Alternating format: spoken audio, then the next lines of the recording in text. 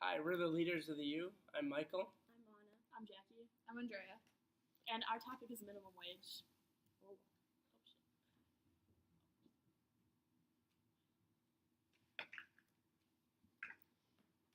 All right, so our provocative statement was the minimum wage in the United States should be $15 an hour. We didn't agree with this statement, and we decided that the minimum wage should be raised to $10 instead of 15. We believe this just because we think that minimum wage is a problem, obviously, because 725 is not enough money for a family to live on. However, through our research and stuff, we also backed up our ideas that increasing it should be definitely increased to help people out, but even raising it to $15 will not help everybody in the end. As you can see in these next slides. So one of our reasons was the little effect that it has on the poverty rates. So usually when they're thinking about raising the minimum wage, it's to help people who are in impoverished areas. But research has shown that usually when they try to raise it, it does not help the poverty because most people with minimum wage jobs are teenagers who usually have a stable income with their parents, or people who are just doing it to support their family and like with a second job. So it's usually not with people who are usually impoverished. So and usually they already have some benefits from the government. So if it does increase, then they'll meet the minimum required standards, and they won't be able to meet those standards again. All right, in this graph, it points out the minimum wage workers that make up a small. It shows that minimum wage workers only make up a small percentage of the people that are living in poverty right now. As you can see at the bottom of the graph, there's a shaded area that right here that shows that only this amount of people compared to the rest percentage that are living in poverty, and it's only a small amount. So increasing this minimum wage will only affect a small amount of the total population that's living in poverty.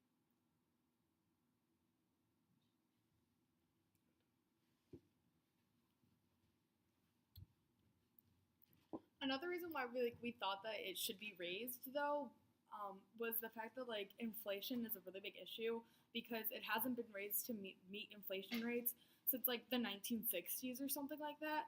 So that kind of like defeats the purpose of why the minimum wage was ever created, because it's supposed to help maintain lives of of a two-person family or like three people like with one child, and like it can't even sustain one person any longer, which is why we're like, okay, this needs to be raised, but $15 is a little too much because that'll start to push more towards a job lifestyle versus a career lifestyle, which is something like that with our education systems nowadays. We put a lot more value on getting careers in our life, not jobs. So that's why like we thought like the minimum wage should also be increased. So there's this graph, and it shows that like an increase will cause prices to increase due to the negative effect on profit, sales, and hours worked. So it's kind of like talking about, again, just the minimum wage and inflation.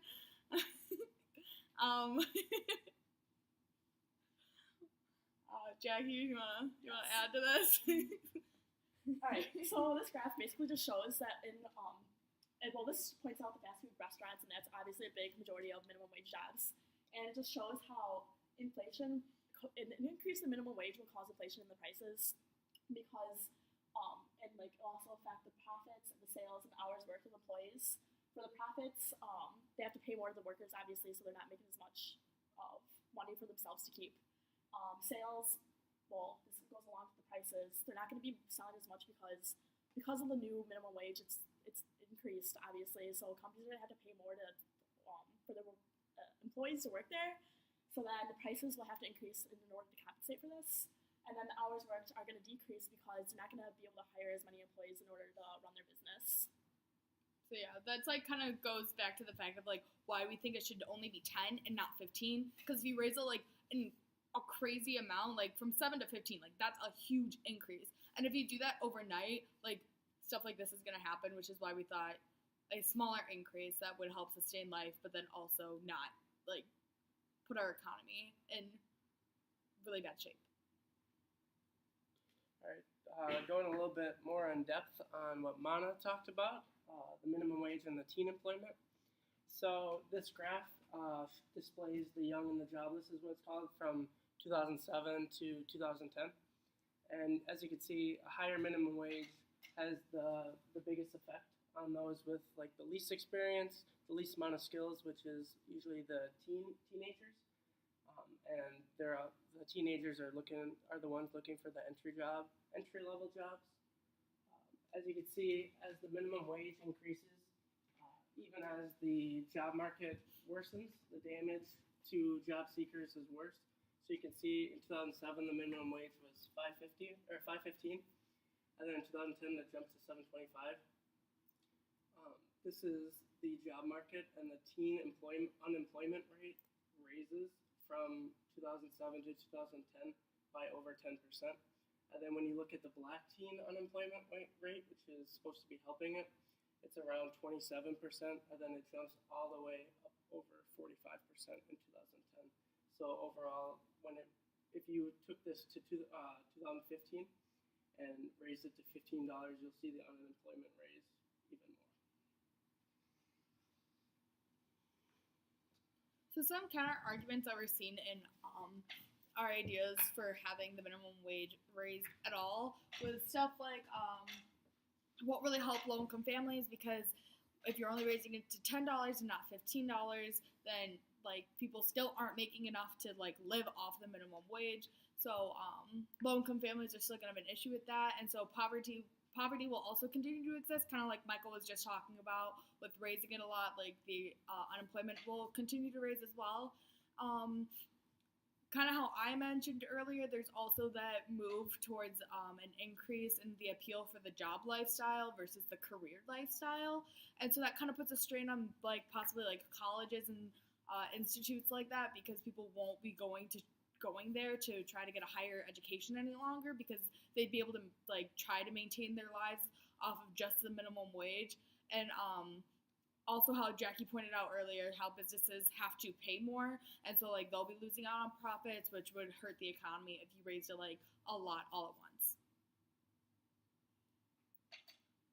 So like who loses in this decision? Like I just kind of mentioned, businesses, colleges, long-time minimum wage workers a little bit, because as you move towards having that ideal of living off of a job instead of a career, the people who have already been in the jobs for a really long time are now going to be competing with these new employees and who are a lot younger. And a lot of business owners like to have younger people in their facilities instead of older members. So that could potentially be a problem for workers who have been working in jobs for a long period of time.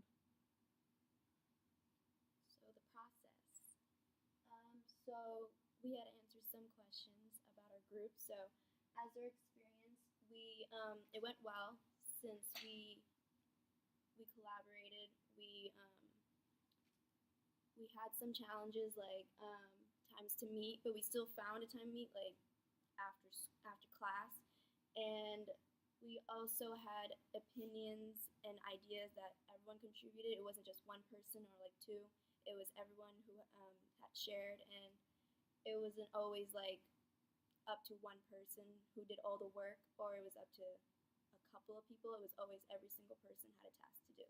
Along with this, I feel like our group also had this environment where everyone was able to work well with one another, and they didn't feel like they couldn't share their opinion or be different from the rest of the group.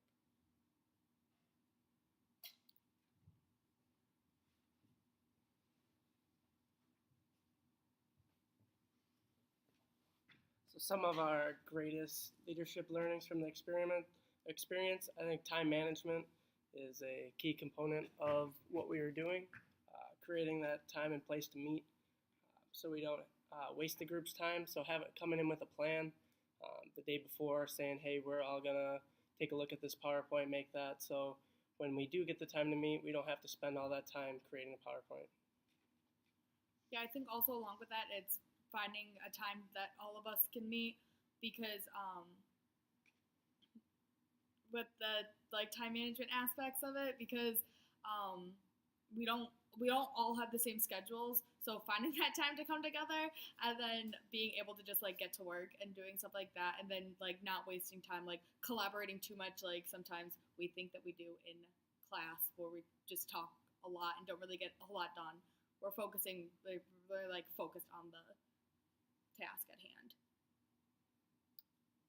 We also seek to understand. So even though we all agree on our provocative statement, we still had different ideas on how to move forward, or like different ideas how to do a task. But we still try to understand each other's opinions and how we should collaborate, as we mentioned before, on each aspect of this project. And we also try to challenge the system by formatting our assignments in different ways, even though they had a pre-example for it. But it was easier for us to understand and for us to actually do it. I think another way that we challenged the system a lot was how the original provocative statement was raising it to $15, but then we decided as a group that we should change that to $10 because we'd be able to argue that a lot better because like that was our beliefs and like unanimously we all came together and we were like, okay, $15 is a lot, so maybe we should go to like something like 10, and then we researched that and were able to connect more with the topic, and we were able to research something that like we actually cared about and like relevant to our lives since we have already or are currently working a minimum wage job because we're all broke college students.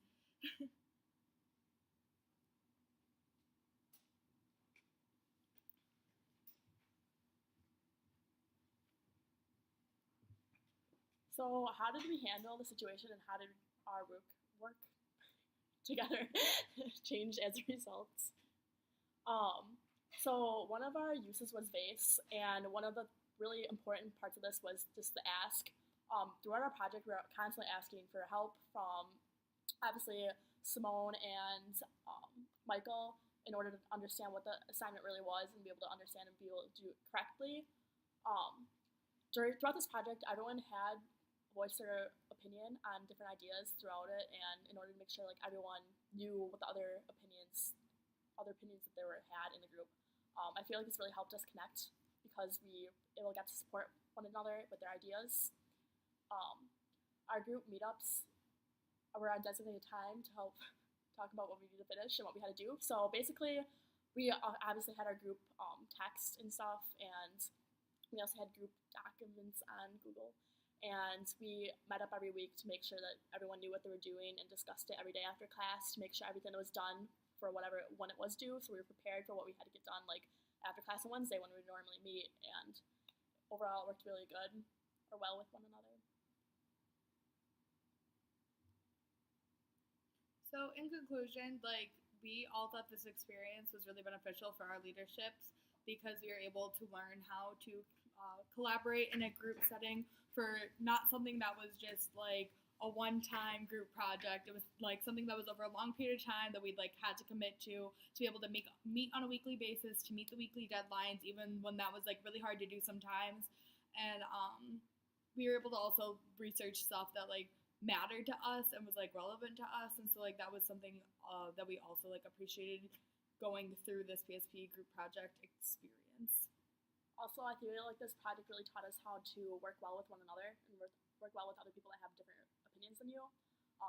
With this, I think we all really learned how to collaborate our ideas in order to learn more about not just the assignment, but like each other and how to work with other people who work in different ways than us.